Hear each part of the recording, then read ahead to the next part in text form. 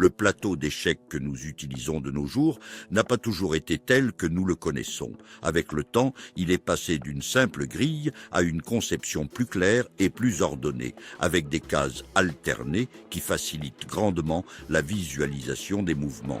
Bien que sa configuration fondamentale ait toujours comporté 64 cases, elle a été progressivement perfectionnée pour devenir le plateau de jeu moderne que nous connaissons aujourd'hui, spécialement conçu afin que n'importe quel joueur puisse aisément disposer les pièces et débuter une partie sans la moindre difficulté. Et dans cette vidéo, je vais vous montrer comment faire. Avant de disposer quoi que ce soit, assure-toi que l'échiquier est correctement orienté.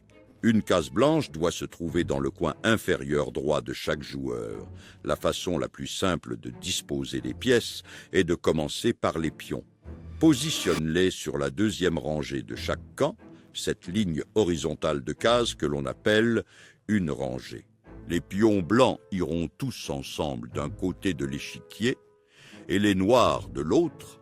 Ensuite, placez les tours aux quatre coins.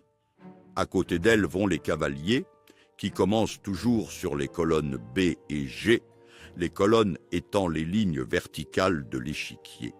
Immédiatement après cette étape, les fous sont positionnés, chacun d'eux se trouvant à côté d'un cavalier. Nous allons maintenant aborder les pièces les plus cruciales, le roi et la dame. Et pour celles-ci, leur position sur l'échiquier est d'une importance capitale. La dame, quant à elle, doit toujours être positionnée sur une case de sa propre couleur, c'est-à-dire que la dame blanche se trouvera sur une case blanche et la dame noire sur une case noire, qui dans notre cas précis est de couleur verte. Tu verras que les deux pièces se retrouvent parfaitement alignées l'une en face de l'autre. Le roi se place sur la case qui reste libre, juste à côté de la dame.